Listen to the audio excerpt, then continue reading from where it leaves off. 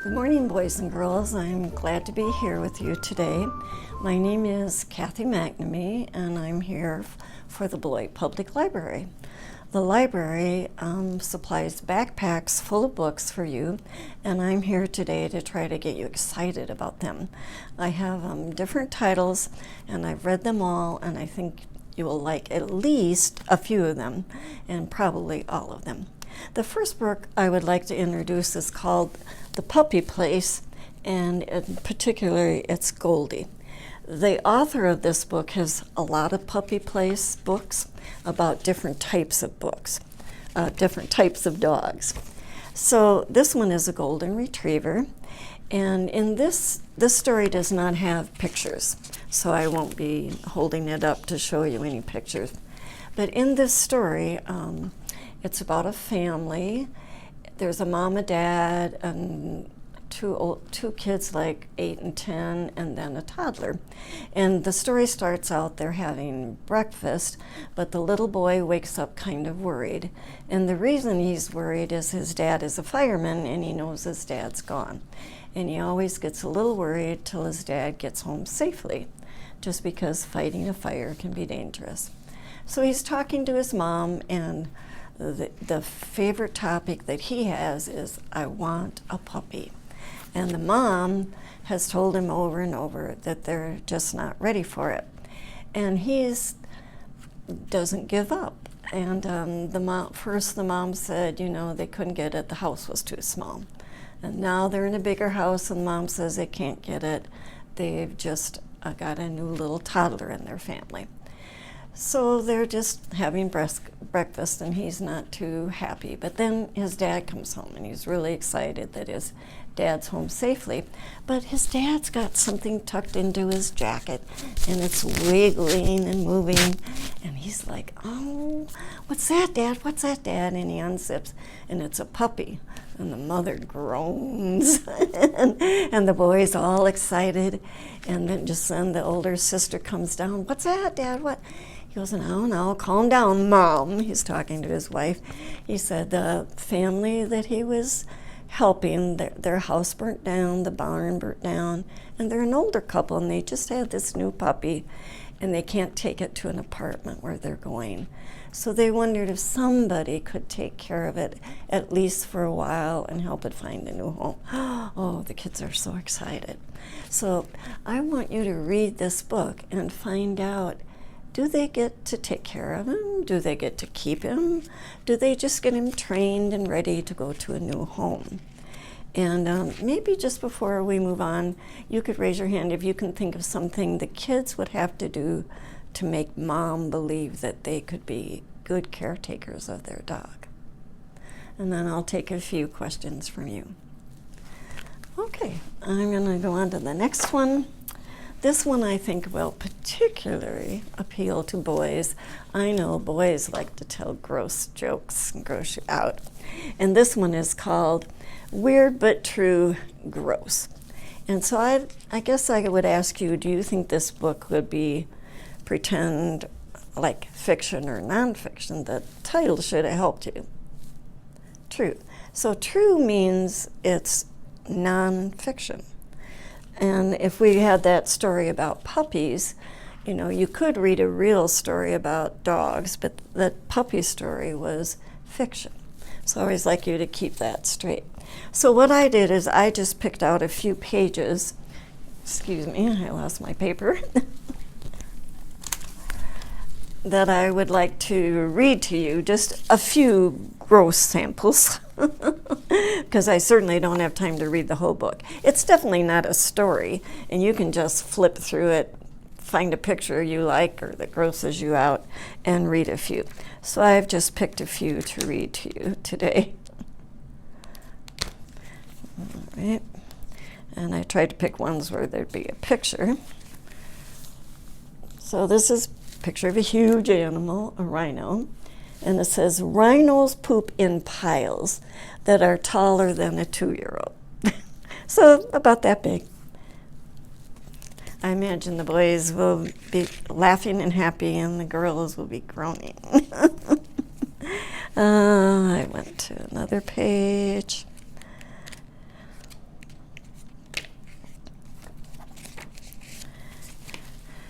Okay, this is one about vampire bats.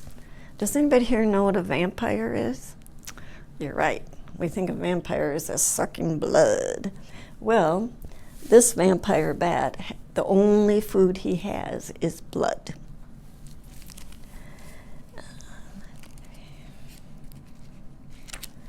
Let's see.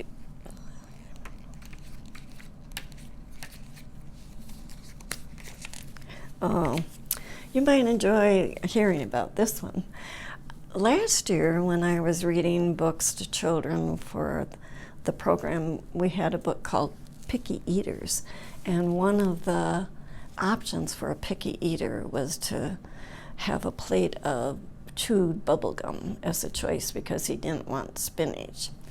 So that made me laugh because in this story, I mean, everybody thought that was so gross and you would never do that. But here's a fact. A baseball player named Luis Gonzalez chewed his bubble gum. You know, lots of time he chewed during games. Well, one time they had an auction and he offered to sell his chewed bubble gum, and somebody paid $10,000 for the gum he'd been chewing. That's gross, I think. Then I would ask the boys if they, or girls, have you ever heard of the spitball? And I never was quite sure what that meant, but I'm not a big baseball fan. Do any of you boys or girls know what that is? Well, it said the spitball was banned almost a century ago. That means 100 years ago. Because what it was is the pitcher, before he'd throw the ball, would spit all over it and then throw it to the batter. But it made it so slippery that the batter couldn't do a good job. But anyway, they made that against the law. And here's another really gross one. Some baseball players pee on their hands if they have calluses because they think the pee softens those hard layers. That's gross. All right, maybe just a couple more. Oh, this one I thought interesting. It says in medieval times, so like thousands of years ago, before we were born or our grandparents, they had trouble staying warm because they hadn't thought of ways to heat your house. And it said in winter, the children in England were sewn into their clothes and they didn't change them for 3 months. So of course I had a question about how they might go to the bathroom or take a bath. It didn't seem like a good idea to me. All right. Then there's one. I don't know if you guys have ever heard of dust mites. Dust mites are in the air. They're teeny little bugs that we can't see. It says the average home creates 40 pounds of dust every year. But in just one speck of dust, there are 40,000 dust mites. And do you know what dust mites do?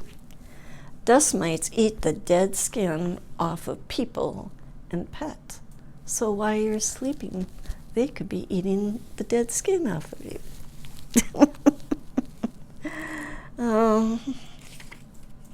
Okay, one last one. Penguins. Penguins are great parents, but do you know how they feed their children? They go find the food, eat it, chew it up, and then the baby holds his mouth up and the mom just throws it back up and puts it down his throat. That's called regurgitate. That's how quite a few animals feed their children. Anyway, let's see how you like that book. The next book I thought might be a little more appealing to girls, maybe, instead of gross like that. But I shouldn't be prejudiced. This could be girls or boys. And I know people do like to fix their hair. And this book is actually a pretend story, so it's called fiction. And it's called Hair Love. But the person who wrote it is a famous football player named Matthew Cherry. Now, I don't watch football, so I guess I don't know who he is. But he is an Academy Award winner. He's become quite creative. And he wrote the story, but another lady helped him illustrate it, Vashti Harrison. And it's a beautiful, beautiful book, and it's a great story. And I like that at the beginning, the little girl is kind of asleep, and she's kind of worried about the next day because she has this amazing hair, which she says sometimes cooperates and sometimes doesn't. And it does different things on different days, and some days she wants it to look one way, and some day another day. Like here it says, in funky braids with beads, I can be a princess. And I skipped a couple pages, but here it shows her tiptoeing into her daddy's room, because daddy's been taking good care of her for a while, but she knows he's tired because he's been spending a lot of time with her and helping her. So she's going to be nice and bring him back breakfast because she has a special job for him today. She wants him to fix her hair for a very special event. So I would like you to read the story and see how that goes, and see if she likes it, see if Dad likes it, if they think it's easy. And I think you'll be surprised at the end. And I brought some of these things I meant to show you, because Dad is working with all this. You know, he's trying to work with little hair ties and special brushes and combs, and he's trying to get it just right. And maybe some of you girls or even some of you boys have had somebody work with your hair and try to get it just right. So I'd like you to read this and find out what was so special about the day coming, and did she ever get the hair to be the way she wanted it?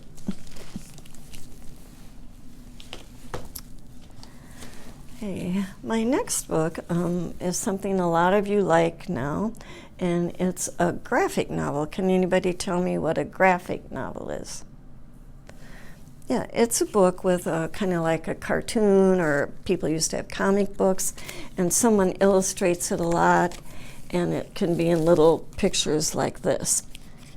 And in this book, there are a lot of good pictures, and there's some scary pictures. So I kind of want to warn you about that before we start. The name of the book is called I Survived, and is about the Great Chicago Fire. Now, the person who, or people who write these books, there are a lot of books called I Survived. And here are some titles at the back, and it can be I survived a shark attack, I survived a hurricane, I survived a volcano. So part of this story, I guess we would call it historical fiction, because part of it is based on a true story. There was really a fire in Chicago, and this would be like 150 years ago, a long time ago. And Chicago's not that far from us. Maybe some of you have been there. That would be where the big airport is, O'Hare, and it's only like an hour and a half going south if you were driving. And so this story is about a little boy named Oscar, and really he lives on a farm, out in the country and in the Midwest, really far from Chicago. And he grows up with fresh air and, working on a farm. And his dad is there, and his mom. And then in his dad's first life, he was a sheriff. And I want you to remember that, because the sheriff's badge is an important part in this story. But then the dad gets tired of being a sheriff, even though he's been a good person to save a lot of people, and he becomes a farmer. And then one time while they're on this farm, a huge prairie fire starts. That means it burns fields and fields, and some people had to leave their home because they burned down or jump into a pond to get saved. So he's remembering the fire and how it ruined the forest, and his dad was sad. But then his mom and the little boy live alone, and along comes a painter who wants to paint their farm, and he's from the city of Chicago. So Mom lets him paint it, but it turns out Mom falls in love with this man, and he wants him to move to Chicago. So the story is a lot about the move and about the boy having to do changes. It's hard to change schools and change where you live. And as soon as they get to Chicago, and right at the beginning you'll see that, the stepdad is busy telling them how wonderful it's going to be, but the Chicago gets on fire. and the smell is terrible, and the smoke is terrible, and he gets separated from his mom and stepdad, and it's pretty frightening. He runs through the city, and it shows lots of scary things. So I just want you to be prepared that if you like adventure, and maybe you've read some of these I Survived books, it might be something you really want to read. But if you think you don't really want to read about a fire, and if that frightens you, I think you want to think about it first. Okay?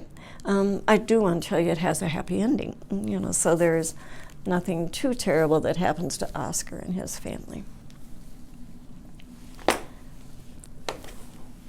The next book I have is called Save Me a Seat, and it's written by Sarah Weeks, and I'm not sure how we can say her name, Veradarahan.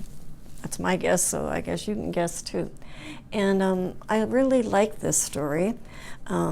It's about a boy that's from India, and his family just moves to the United States, and the boy's name is Ravi, and then it's about the boy that already lives at the school, and his name is Joe, and they're in 5th grade. And they both don't like each other right away for different reasons, but it turns out they have something in common, and what they have in common is there's a bully at their school. So this is a wonderful story, and the chapters kind of go back and forth, like it's Ravi talking about his life and how his parents want him to live in the U.S., and then it's Joe talking about sad that his friends left, and now he's being bothered by a bully. So I think you'll really like the story. I know it's kind of long, so you'll have to decide if you want to read a chapter book. But I think you'll really enjoy the ending. And the author has a glossary at the back, because the boy from India has some terms, like just names of food and names of things that you don't understand. And I don't know, maybe you could tell me, do you know what a glossary is? It's kind of like a dictionary, but it's a dictionary of just the words that are in this book. And so that will help you. And they even do a glossary for Joe, even though he's from the United States, but he uses a lot of slang. I don't know if you know what that is. It's just when we have other words. For example, Joe uses the word barf. So in the glossary, they tell you that means it's slang for vomit. And Joe also uses the word chapstick, and I guess some people don't know what that means, and it's a popular American brand of lip balm. So if you want, you can use the glossary. I thought it was interesting at the back. It has recipes, a recipe from India and a recipe from the United States. So I think this is a good read if you like to settle down with the book and read it over a few days. My last book is called Everything Dinosaurs. Who's read dinosaur books? Oh yeah, I was sure you'd all raise your hand, or you've probably all seen lots of TV with dinosaurs on it. Do dinosaurs live now? No, I know some people think they really do, but they don't live anymore. They lived in prehistoric times, which means before there were even people on Earth. But this is a great book. It's written by National Geographic, and they make books for kids. And it's real facts about dinosaurs, but it goes into more than just telling you about the dinosaurs. I'll show you the contents page. Do you guys know what a contents is? Who can tell me that? Yeah, it's at the beginning of the book, and it will give you a hint about what's in the book, and especially if it's a non-fiction, like real facts. You can kind of choose where you'd like to start reading. For example, the first one says Dinosaurs Rule. What is a dinosaur? Or what age were dinosaurs living? Where did they live? And then if you don't want that one, you could skip to a different one. This one says digging up dinos. All in the family, that means they're finding similar dinosaurs, or they're finding claws, tails, and sails. Excuse me. If that interests you more, then it tells you what page to go to. So you could just skip like right to page 32 and not have to read the whole beginning. So that's the part I like about a nonfiction book is if you're, especially like if you were short on time and you felt like you just wanted to read some things at this moment and come back later. Then there's another good thing in this book because it's got a lot of hard words. The names of dinosaurs are hard to pronounce and maybe you forget what they are. But this one also has a glossary. So this one, the glossary tells the words about dinosaurs that maybe you don't know. The very first word in it is, and it's alphabetical like a dictionary, but it's only words in this book. The very first word is bipedal. Doesn't anybody know what that means? Why don't you think a minute? Like think of bicycle. Do you know what bi means then? Right, like a bicycle could be a bike with 2 wheels. So bipedal, it says it's an animal that walks on 2 legs. And then after each word that you might not know, then it asks you like a quiz or a question. It says, which dinosaurs were bipedals? And it gives you a choice and it names all the kinds. And you could actually look back through the book and see if you can figure out the answer. And then there are answers at the bottom. So I think that's a good part of this book. And then another part at the back is like an index. And I don't know if you know what that is. So it's a little bit more than the contents. An index names almost everything in the book. And so if you can think of something you want to know about dinosaurs or a certain dinosaur, you can look it up alphabetically. Okay, so I'm trying to see. Okay, I went to C's and I see the word climate. And then if you want to learn about the climate, that means what kind of air or heat or cold or weather they're having, it says that you can turn to page 14 and then it will tell you about some of the climate. So that way you can find different parts. But I brought some dinosaurs today, so I thought I would put them where you can see them. And I thought maybe I could ask you before we even start if you know the names of some of them. Lots of you do know different types of dinosaurs. So we'll just see. Anybody know the name of that?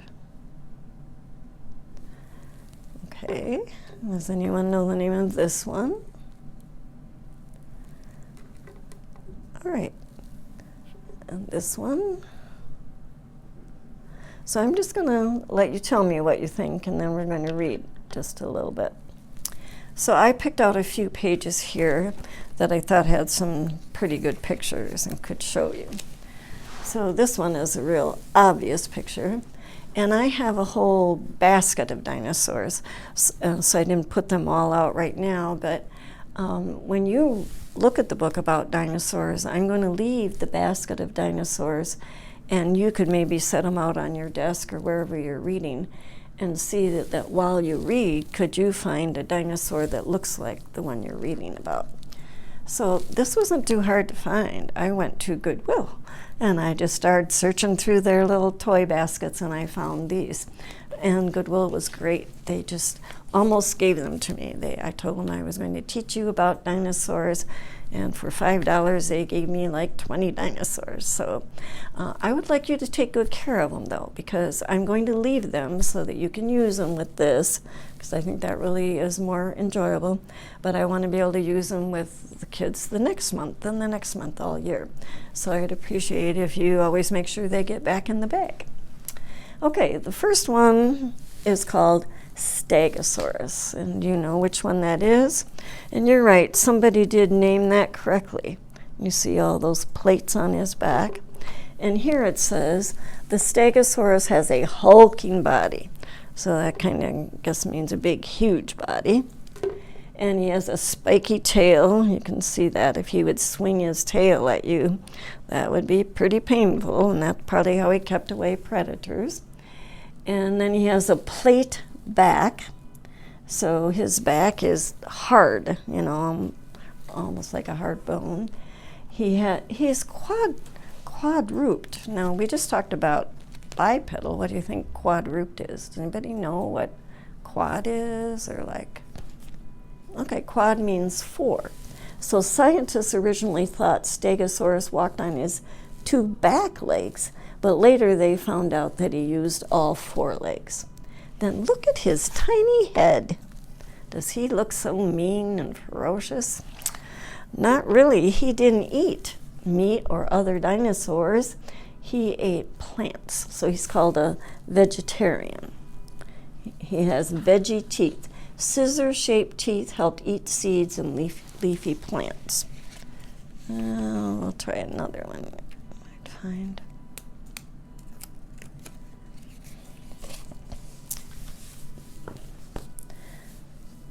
Now it says it's going to compare dinosaurs here. And here they're talking about, these are words, velociraptors. And it said they can reach speeds of 24 miles an hour, and that's about the speed your mom and dad drive in town with their car. And a running one, it says, can keep up with your car if you don't drive any faster than that.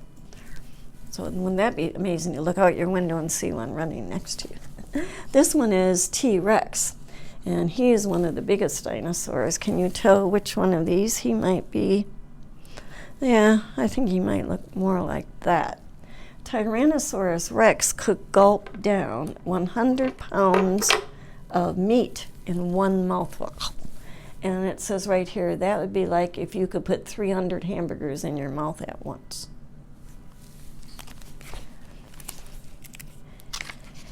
And this one, I think, is kind of a pretty dinosaur. And it is called a Syntosaurus. And it looked more like a unicorn. It had a kind of a horn on top of its head. Now, sometimes I think these don't look exactly what the scientists thought, but kind of close. And it says, he would have been quite beautiful, a plant eater. He lived in herds, and that means a whole group of them lived together, and they walked on all four legs. I'm going to do just one more. Oops, I think this one.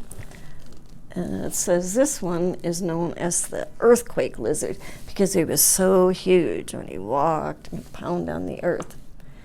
And he's called a Seismosaurus, one of the longest dinosaurs.